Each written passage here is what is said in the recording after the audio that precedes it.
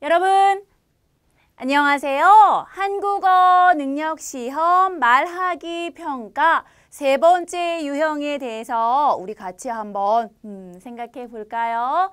자, 유형 1과 2는 초급 수준의 문제였다면 이제 유형 3은 맞아요. 초급에서 위로 가서 중급 수준의 문제가 되겠어요. 자, 그러면 어떤 문제 나오는지 같이 한번 보겠습니다.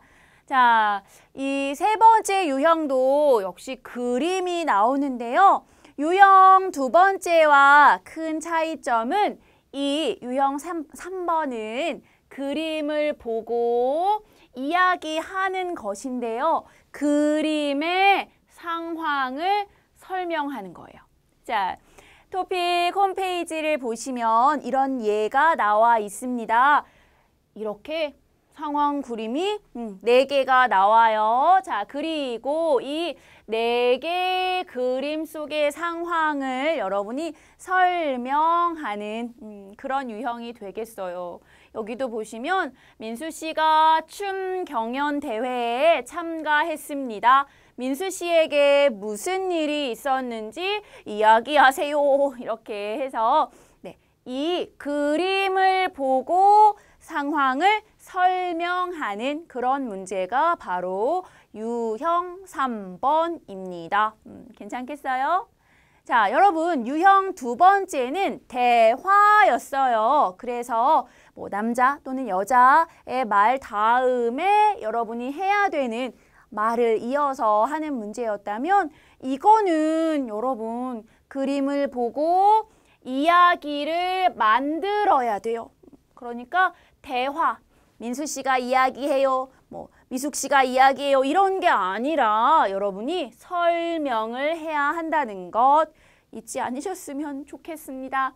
가끔 학생들이요 이렇게 그림이 나오는 문제가 있으면 말을 해요. 민수 씨가 친구하고 춤을 춰요. 춤이 재미있어요. 친구와 이야기해요. 이렇게 그게 아니고 그림을 설명해서 하나의 이야기를 만드는 거예요. 괜찮겠죠? 네.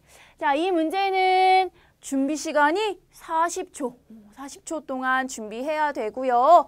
그림의 상황을 설명해야 돼서 조금 대답하는 시간도 조금 길어요. 60초 동안 대답을 해야 하는 그런 문제가 되겠습니다. 괜찮겠어요? 조금 이제 어려워졌죠? 네, 맞아요. 연습이 필요해요.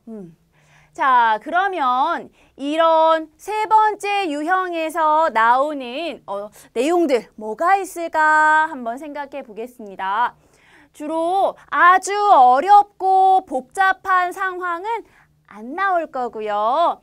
학교 생활이나 직장 생활 같은 여러분한테는 조금 친숙한 그런 사회적인 상황들이 나오는 거예요.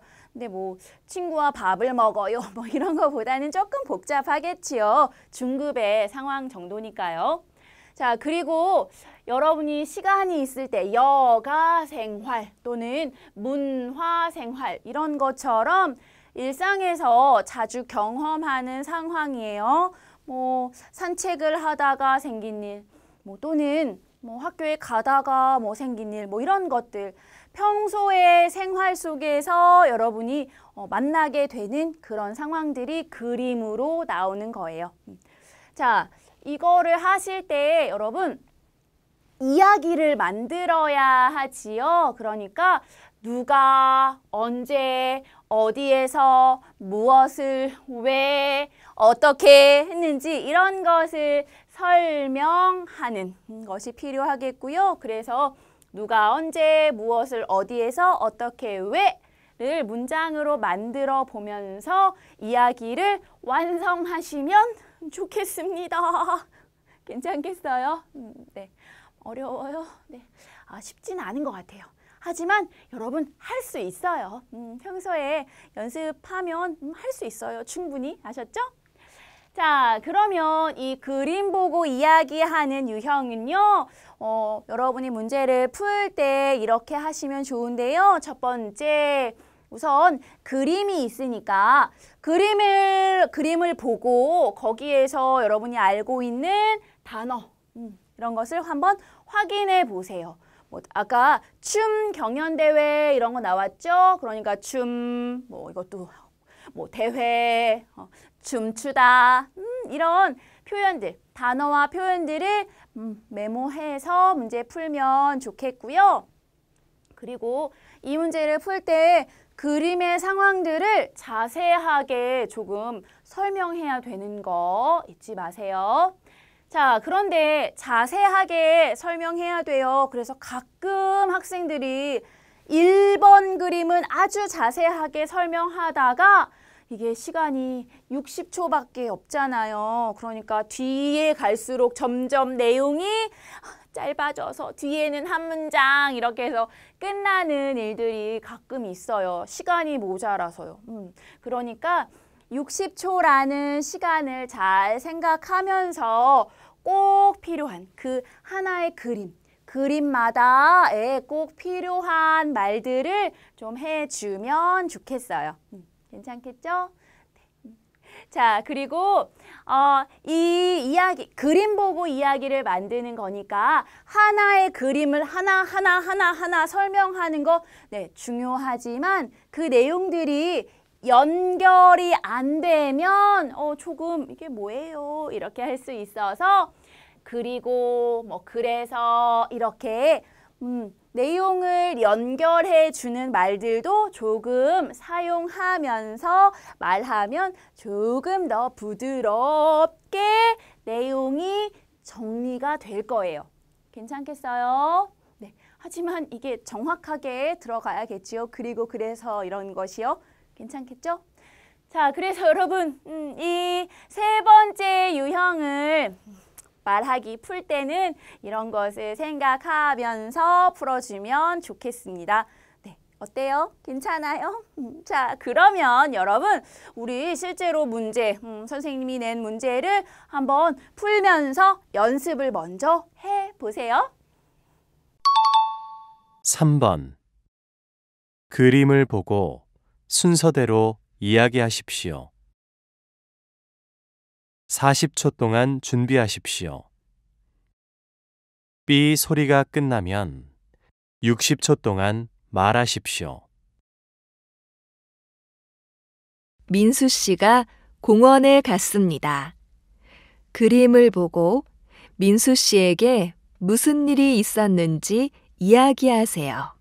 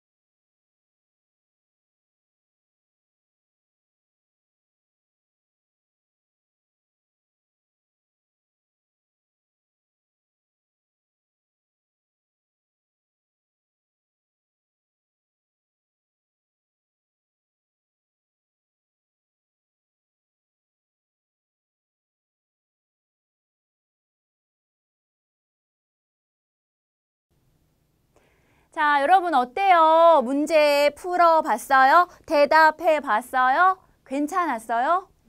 직접 해보는 것이 중요해요. 네, 자, 그러면 저하고 같이 한번 이 문제 생각해 볼까요? 자, 그림을 보고 순서대로 이야기하는 문제고요. 40초 동안 준비하고 60초 동안 대답해야 하는 문제였습니다. 자, 그러면 문제도 조금 설명이 나오는데요. 설명을 들으면서 또 역시 메모할 수 있겠죠? 자, 우선 문제 들어보겠습니다. 민수 씨가 공원에 갔습니다. 그림을 보고 민수 씨에게 무슨 일이 있었는지 이야기하세요. 자, 여러분. 문제에서 이 사람 이름 나왔어요. 그쵸? 그러니까 여러분이 이 그림을 보고 이야기를 만들 때 남자가 공원에 갔어요. 이렇게 해도 괜찮지만 문제에서 민수 씨라고 했으니까 이름을 말해주는 것도 좋겠지요? 자, 문제에서 공원이라는 단어도 나왔어요. 그러니까 그런 단어도 사용할 수 있을 것 같습니다. 자, 문제를 들으면서 그리고 그림을 보고 여러분이 할 말을 메모하고 그리고 말해야 돼요. 메모하는 시간은 아마 한 40초 정도밖에 없겠지요. 생각보다 짧아요. 그래서 네, 문장으로 길게 메모할 수 없으니까 하고 싶은 말을 순서대로 단어를 중심으로 크게 메모해 두면 좋겠어요. 자, 예를 들면 이렇게 할 수 있는데요. 민수 씨가 공원에 갔다 하는 이 내용은 우리 문제에서 들었어요. 그래서 민수 씨 공원 이렇게 할 수 있겠고요. 그리고 뭐 자전거를 탔어요. 자전거에 부딪혔어요.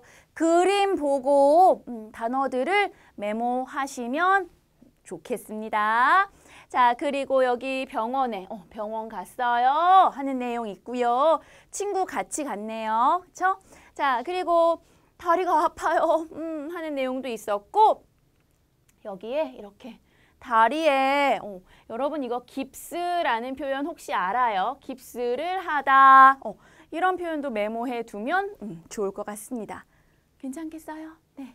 자, 그래서 문제를 들으면서 그리고 그림을 보고 할 말을 단어 중심으로 메모해 보면 좋겠고요.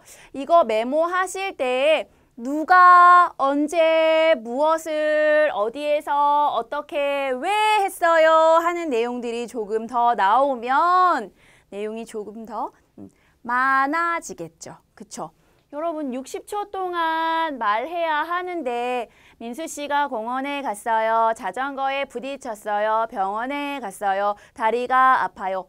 이렇게만 하면 60초가 시간이 많이 남을 거예요. 그래서 어떻게 됐고 왜 그랬고 뭐 누가 도와줬고 그림을 보고 할 수 있는 설명을 더 많이 하면 좋겠습니다. 그런데 여기서 생각해야 되는 거는 그림의 순서대로 해주시면 돼요. 괜찮아요? 자, 그러면 이렇게 생각해 보고 답을 이렇게 해볼 수 있을 것 같아요. 민수 씨는 친구하고 공원에 운동하러 갔어요. 친구하고 운동을 하는데 갑자기 자전거 한 대가 왔어요. 민수 씨는 자전거를 못 보고 부딪혀서 넘어졌어요. 민수 씨는 병원에 가야 할 정도로 다쳤어요. 같이 공원에 간 친구가 병원에 같이 가줬어요. 민수 씨는 병원에서 깁스를 했어요. 자, 여러분 어때요? 이런 정도 말할 수 있을까요? 네, 자, 이렇게 말할 수 있을 것 같아요. 시간은 60초라는 거 잊지 마시고 자, 민수 씨가 주인공 누가 했어요? 있고요. 친구하고 공원에 갔어요. 오케이. 그런데 1번 그림을 보니까 뭔가 운동, 산책 이런 단어 괜찮아요. 그래서 운동하러 갔다 했어요. 친구하고 운동하는데 갑자기 자전거가 왔어요. 민수 씨 자전거 못 봤어요. 그리고 부딪혔어요. 부딪혀서 넘어졌어요. 민수 씨는 병원에 가야 돼요. 그 정도로 다쳤어요. 많이 다쳤어요. 같이 공원에 간 친구, 괜찮죠? 친구가 그냥 친구가 이렇게 해도 괜찮지만 이 친구가 누구예요? 하고 이렇게 조금 자세히 설명하는 것도 괜찮았죠? 친구가 병원에 같이 가줬어요. 민수 씨는 병원에서 깁스를 했어요. 이렇게 했습니다. 자, 괜찮아요?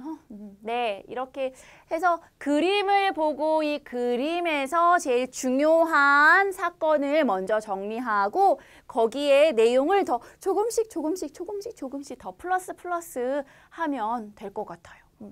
자, 그러면 이 시험 어떻게 준비하면 좋을까요? 같이 생각해 봅시다. 자, 우선 그림의 순서대로 설명해야 돼요.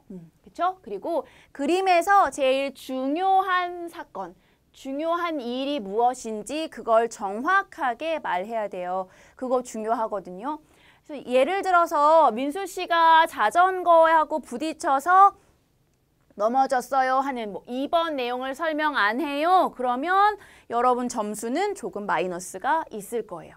괜찮아요? 그래서 그림의 중요한 사건들을 모두 정확하게 말하시는 것이 필요합니다. 자, 그래서 이렇게 할 수 있고요. 그리고 설명을 하는 거 좋은데요. 여기에 중급의 표현, 고급의 표현 더 조금씩 넣으면 그것도 더 좋겠죠. 그렇죠? 이거 말하기 평가라서 그냥 1급 정도 수준으로 사실 설명할 수 있어요. 하지만 여러분이 중급, 고급 정도 많이 공부했다면 중급에서 배운 표현, 고급에서 배운 표현으로 바꿔서 말하는 것도 필요합니다. 그래서 그림을 보고 처음에는 간단하게 설명할 수 있지만 거기에 내용을 더 플러스하고 문법도 표현도 더 플러스해서 내용을 더 풍부하게 만드는 것이 필요해요. 자, 여기에서는요, 뭐 이런 거 할 수 있겠어요. 못 보고 넘어졌어요.